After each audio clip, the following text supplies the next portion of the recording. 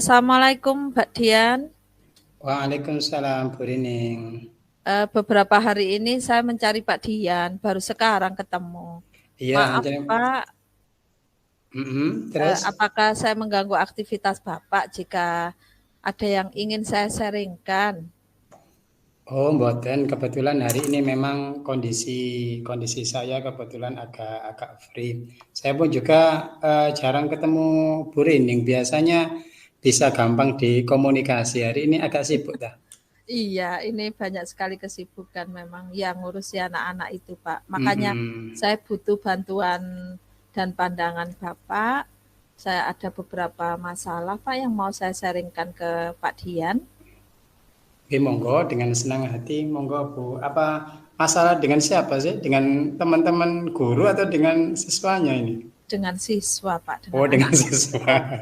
Kalau dengan Mm-mm. teman-teman itu enak saja sudah. Oke, siap, siap. Insya Allah siap-siap mendengarkan. Ada Iya, ada masalah problem nopo. ini loh Pak, ini beberapa hari yang lalu itu saya kok mendapati anak-anak ini sepertinya membuat komunitas pelajar sendiri selain komunitas pelajar yang ada di sekolah. Nah, kan di sekolah ini sudah ada OSIS, tapi sebagian anak-anak yang tidak tergabung di OSIS ini bukan sebagai apa panitia apa namanya anggota di ya anggota sebagai siswa ini anggota semua ya, tetapi Oke. tidak berperan langsung di dalam OSIS ini. Mereka itu membuat komunitas pelajar sendiri yang intinya komunitas ini sepertinya yang mengganggu kegiatan yang ada di sekolah, Pak. Hmm, mungkin spesifiknya pripun? Ada masalah tak dengan kegiatan atau komunitas yang anak-anak buat di sekolah itu?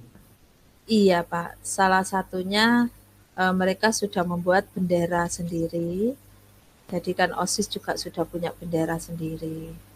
Nah, itu kok mereka membuat bendera sendiri, terus yang isinya itu judul dari komunitasnya itu memiliki judul yang sisi negatif. Itu yang pertama dari namanya. Terus yang kedua, itu nama komunitas mereka itu menggunakan nama sekolah. Jadi SMP Hmm. Negeri 1 Pandaan gitu. Kemudian diberi nama tambahan hooligans atau horrible yang artinya ini menjijikkan, memuakkan, mengerikan, bisa dikatakan begitu juga. Nah, ini kan juga mengandung image yang kurang baik ketika diterima oleh masyarakat di luar. Mereka seolah-olah menerima bahwa di dalam sekolah ini ada kegiatan yang sangat memuakkan. Kemudian siapapun yang mau masuk ke SMP 1 Pandaan ini berarti kan ada image, ada apa ya kok dibilang mengerikan, nah seperti itu. Nggih. Terus itu tadi kan Bu Rini menganggap itu sebuah problem, masalah yang dilakukan anak-anak. Kemudian andai kata kemudian masalah ini nanti dengan beransur-ansur membaik, terus harapannya Bu Rini dari anak-anak yang membuat sebuah komunitas ini nopo sih? Iya, kalau memang anak-anak ini bisa diwadahi dalam suatu kegiatan gitu ya Pak ya. Tapi apa Mm-mm. boleh ya kita mengadakan 2 komunitas pelajar di dalam sekolah. Nah, harapan Mm-mm. saya sih kalau mereka nanti memang ada wadahnya, paling tidak mereka bisa dikembangkan potensi mereka, kita gali potensi mereka ini arahnya kemana.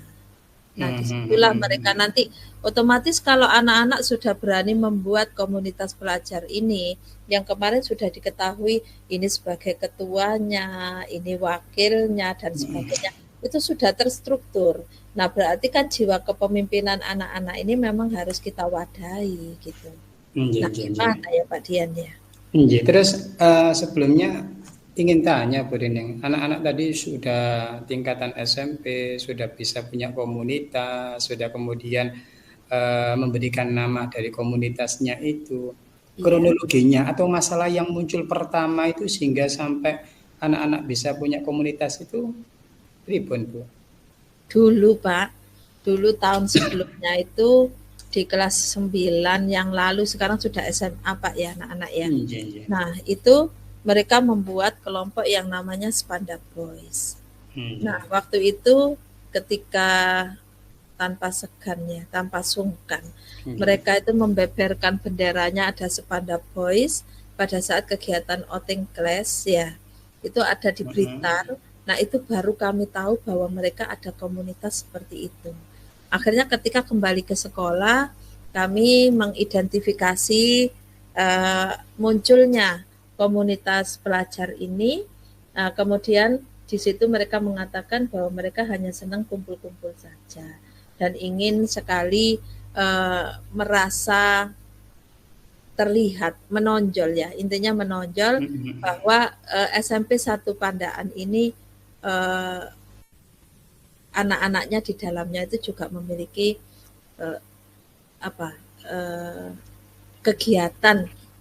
kegiatan yang bagi mereka menarik, tetapi tidak separah yang sekarang Pak, dan itu sudah dibubarkan dulu.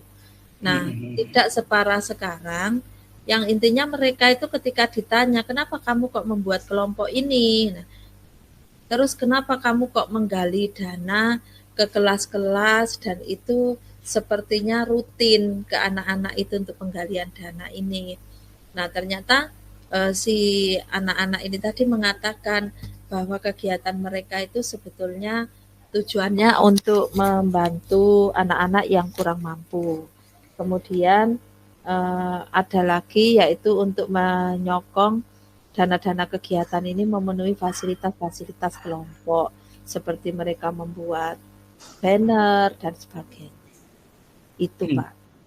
Sisi positifnya kan anak-anak ini bisa mandiri sebenarnya Bu Rining ya.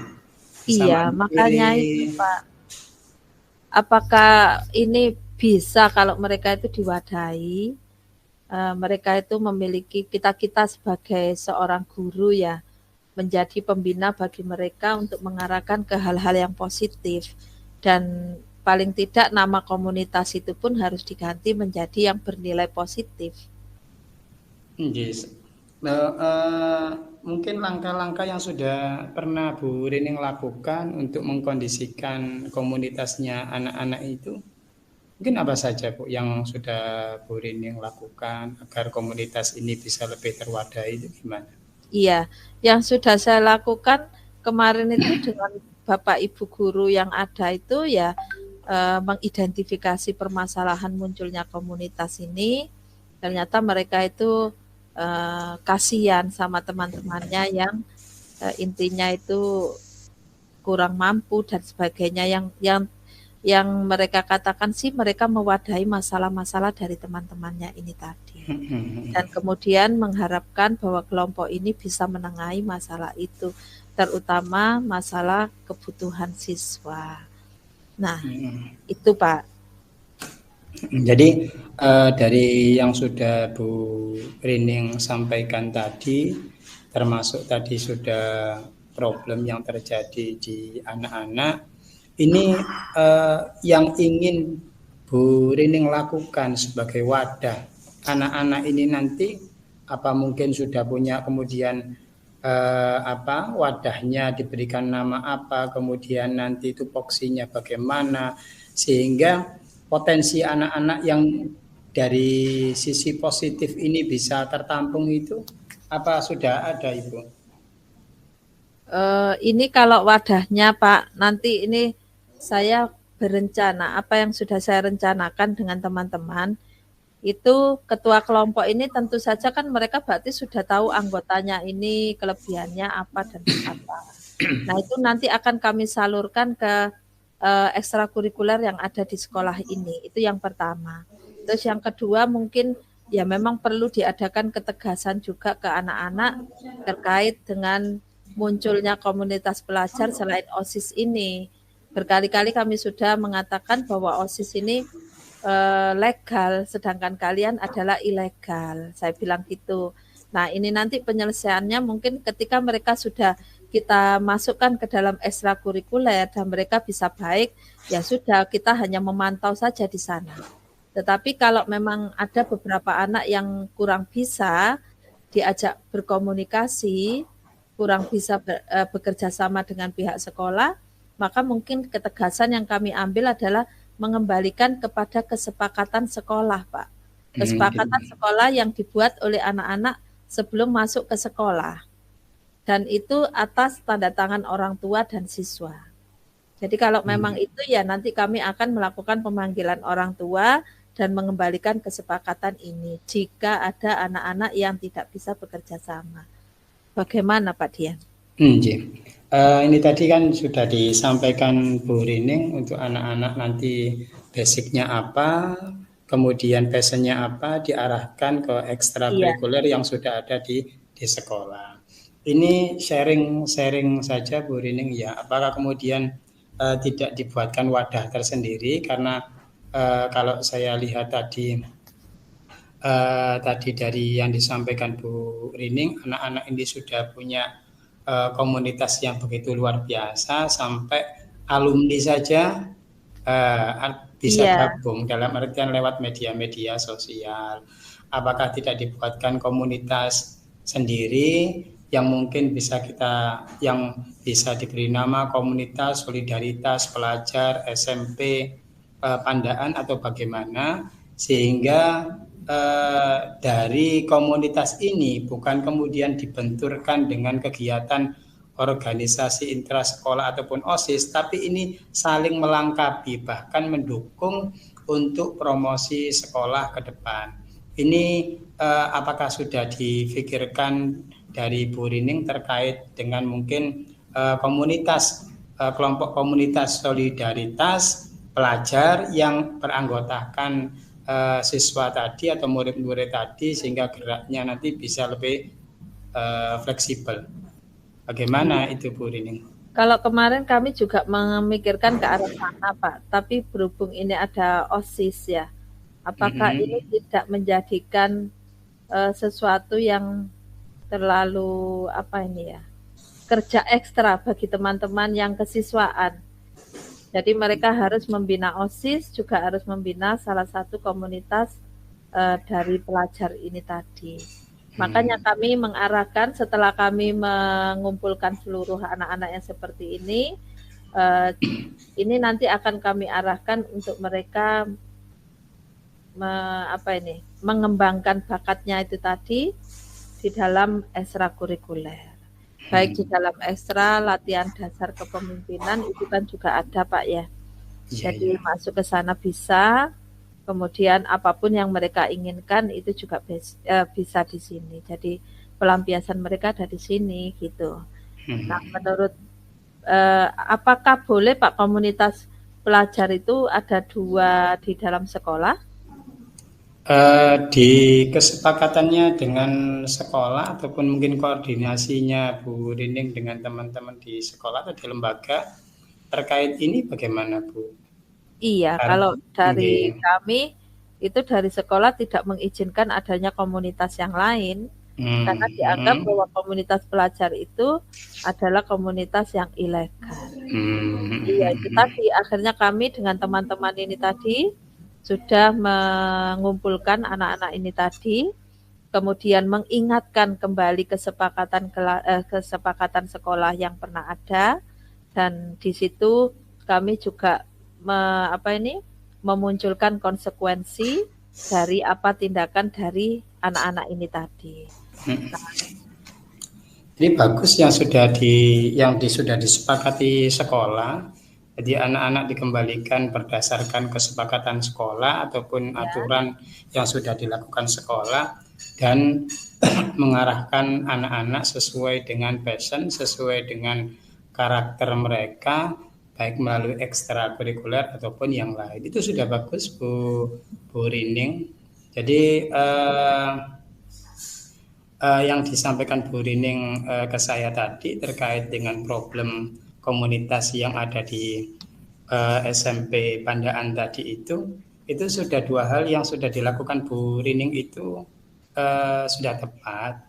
Jadi bagaimana kemudian nanti Bu Rining mengeksekusi 2 hal itu saja. Jadi bagaimana nanti menurut Bu Rining ini insya Allah sudah bagus dua-duanya tadi itu Bu Rining. Baik Pak Dian, berarti ini sudah Pak Dian sudah sangat membantu saya banyak sekali sudah menyelesaikan masalah saya juga. Saya terima kasih banyak Pak ya atas Sama-sama. waktunya. Iya, sama-sama, itu pun juga juga ilmu buat saya sebagai coach dalam hal ini. Mudah-mudahan nanti implementasi prakteknya di sekolah bisa berjalan dengan lancar, Bu Rini. Terima kasih Pak Dian. Saya mohon izin dulu Pak ya. Terima kasih banyak. Iya, Permisi dulu sama-sama, Pak. sama-sama. Assalamualaikum. Waalaikumsalam warahmatullahi. Sudah tampil Kak Bu Rini? Iya. Rekamannya sudah Pak. Sudah direkam. Sudah. Ya, baik, bisa dimulai Pak. Monggo silakan. Oke, terima kasih. Ini terkait dengan refleksi latihan coaching dengan beberapa pertanyaan sebagai refleksi diri. Apa yang sudah berjalan dengan baik selama percakapan ini saat kami menjadi coach, maka hasil refleksinya adalah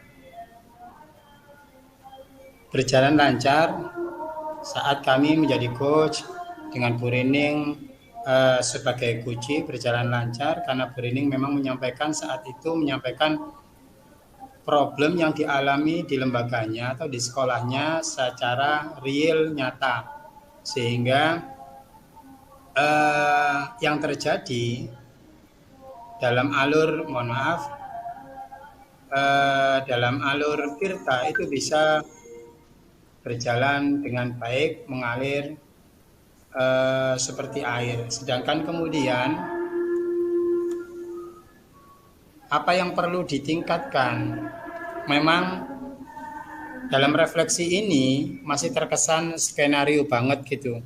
Meskipun memang berjalan lancar karena memang ini terus terang saja secara real sebagai pemenuhan tugas, sehingga sekalipun itu nyata di lembaga masing-masing, maka terkesan tirta itu kurang tersusun secara sistematis. Dari hal ini, maka yang perlu dibaiki memang adalah sebuah perencanaan atau pra-observasi, sehingga upaya atau langkah pemecahan masalah bisa teratasi dengan baik. Sedangkan yang perlu ditingkatkan adalah menjadi pendengar yang baik agar mampu mengidentifikasi problem yang dialami coach secara konkret. Yang saya lakukan agar tetap dalam kondisi kesadaran diri, kesadaran penuh. Maka sebelum melakukan coaching adalah persiapan dan perencanaan. Ini sangat dibutuhkan karena dalam tahapan ini saya akan menuliskan cara bagaimana mengidentifikasi problem coaching, dalam hal ini Bu Rining, di lembaganya. Karena memang ada beberapa aturan atau langkah-langkah dalam tirta itu sendiri. Nah, tirta itu sendiri adalah tujuan, identifikasi, rencana aksi, dan tanggung jawab. Sedangkan hal yang perlu saya perbaiki ataupun yang saya tingkatkan dalam pelaksanaan coaching, yang pertama adalah pemahaman tujuan coaching, yaitu memiliki pemahaman yang mendalam tentang tujuan coaching itu sendiri dan harapan coaching. Kekurangan pahaman ini dapat menghambat kemajuan dan keberhasilan coaching. Yang kedua adalah kemampuan mendengarkan. Kemampuan mendengarkan ini tidak hanya mendengarkan kata-kata, tetapi juga lebih dalam daripada itu, yaitu memahami perasaan coaching. Dan yang ketiga adalah pengembangan diri, yaitu menambah wawasan dan pengetahuan tentang coaching melalui komunitas coaching, membaca literatur, dan pelatihan tentang coaching. Mungkin demikian refleksi yang dapat saya sampaikan saat kami menjadi coach dan Bu Rining menjadi coach dalam proses coaching. Terima kasih. Baik, Pak. Apa yang Anda rasakan pada saat di coaching, Pak? Yang saya rasakan saat saya menjadi coachee dan di-coaching oleh Bu Rining, yang pertama saya senang karena di situ saya bisa menyampaikan problem kami sebagai guru agama, bagaimana mengantarkan siswa kami, siswa saya ketika benar-benar keluar dari lembaga mendapatkan ilmu yang bermanfaat terkait dengan kegiatan keagamaan seperti sholat dan baca Al-Quran. Itu Bu Rining. Iya, terima kasih Pak eh, atas ilmunya hari ini. Nggih. Dan ada lagi Bu Rining terkait dengan apa? Dengan perasaan kami. Kami sangat senang sekali karena memang dalam hal ini Bu Rining sebagai coach bisa mengantarkan kami memenuhi potensi yang kami miliki tanpa disadari. Yang kami lakukan seperti membuat jurnal, kemudian menemani anak-anak, bahkan kemudian implementasi di masyarakat. Alhamdulillah Bu Rining membuka potensi-potensi itu yang insya Allah akan kami terapkan selanjutnya dan kami istiqomahkan. Terima kasih Bu Sama Pak Rining. Dian, terus semangat untuk maju Pak. Amin, amin.